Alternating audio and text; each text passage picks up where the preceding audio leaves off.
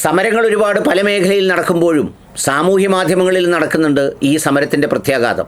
Cockroach Janata പാർട്ടിയുടെ Instagram account ആദ്യം പൂട്ടി, പിന്നെ തുടർന്നു എന്ന് പറഞ്ഞാൽ സത്യത്തിൽ ഇതുമായി പ്രൊസീഡ് ചെയ്യുമ്പോൾ എങ്ങനെയാണ് മുന്നോട്ട് പോകേണ്ടത് എന്നുള്ളതും ഇത്രയും ഒരു ഫെൽറ്റ് നീഡിൽ അഥവാ ആരുടെ മുന്നിലും പറയാവുന്ന ഒരാവശ്യവുമായി നിൽക്കുന്ന വിദ്യാർത്ഥികളെ, സ്റ്റുഡൻസിനെ എങ്ങനെ കൈകാര്യം ചെയ്യണമെന്നുള്ളതിലും ഒരു സവിശേഷമായ സ്ഥിതിവിശേഷം ഉണ്ടായി എന്നുള്ളത് ഒരു സത്യമായ കാര്യമാണ്.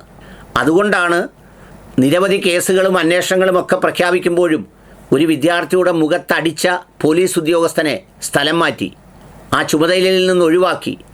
സാധാരണ സമരങ്ങളിലൊന്നും നമ്മുടെ കേന്ദ്ര സർക്കാർ അങ്ങനെ ചെയ്യുന്നവരല്ല. ഏത് എക്സ്ട്രീം വരെയും പോയി തങ്ങളുടെ രാഷ്ട്രീയ ലക്ഷ്യം പൂർത്തിയാക്കുന്നവരാണ് കേന്ദ്ര സർക്കാർ. പക്ഷേ ഇപ്പോൾ അവർ ആ ഉദ്യോഗസ്ഥയെ മാറ്റാൻ നിർബന്ധിതമായി.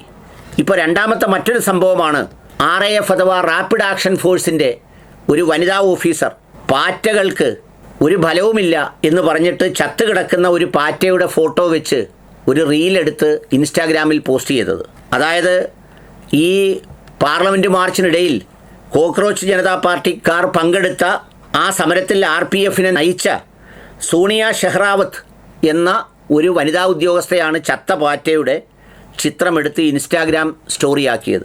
ആ സ്റ്റോറിയിൽ അവർ എന്താണ് എഴുതിയതെന്ന് വെച്ചാൽ, സ്വന്തം കാര്യം ശരിയാക്കാൻ കഴിയാത്തവരാണ് രാജ്യത്തെ ശരിയാക്കാൻ വന്നിരിക്കുന്നത് എന്നാണ്. എന്ന് വെച്ചാൽ ഇതിന് സമരത്തിനിറങ്ങിയിരിക്കുന്ന കുട്ടികളെ ആക്ഷേപിക്കുന്ന തരത്തിലുള്ളതാണെന്ന് അഭിപ്രായപ്പെട്ട് ഉടൻ തന്നെ ലോകത്തെ സാമൂഹ്യ മാധ്യമ മേഖലയിൽ ഇതിനെതിരെ ഒരു ചലനമുണ്ടായി, വലിയ പ്രതികരണമുണ്ടായി.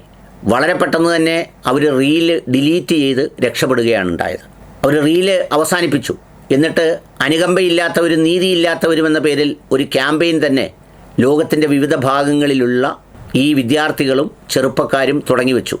അവരുടെ റീല് പിൻവലിക്കേണ്ടി വന്നു. RAFകാർ അല്ലെങ്കിൽ തന്നെ അവിടെ ഒരുപാട് ആരോപണങ്ങൾ നേരിടുന്നുണ്ട്. അതിനിടയിലാണ് ഈ സ്ത്രീയുടെ പോസ്റ്റ് ഇങ്ങനെ ഇട്ടതും പിൻവലിക്കേണ്ടി വന്നതും. അത് RAFകാരുടെ ഇടയിൽ തന്നെ വലിയ പ്രതിഷേധമുണ്ടായി.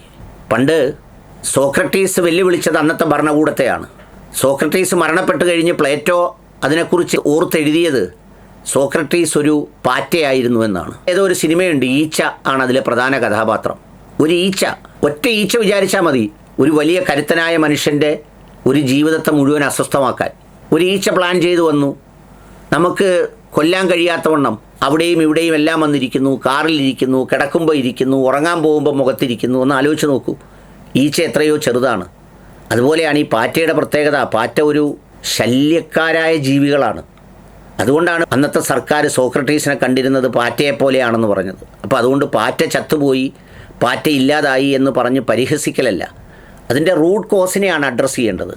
ആ റൂട്ട് കോസിനെയാണ് അഡ്രസ്സ് ചെയ്യേണ്ടത്. അവിടെയാണ് ശ്രീജിത്ത് പണിക്കരെ പോലെ പലപ്പോഴും സംഘപരിവാറിനെ സപ്പോർട്ട് ചെയ്യുന്ന പണിക്കർ ചോദിച്ചത്, എന്തിനാണ് ഈ മന്ത്രിയെ ഇപ്പോഴും സംരക്ഷിക്കുന്നതെന്ന് മനസ്സിലാകുന്നില്ല എന്ന് പറഞ്ഞത്. അവിടെയാണ് ശരിക്കുമുള്ള പ്രശ്നം നിൽക്കുന്നത്. ഏതായാലും ഈ പാറ്റയുടെ ചിത്രമിട്ട് വന്നവർ അവസാനം പാറ്റ ചില്ലറക്കാരല്ലെന്ന് മനസ്സിലാക്കി അത് ഡിലീറ്റ് ചെയ്ത് മടങ്ങേണ്ടി വന്നു.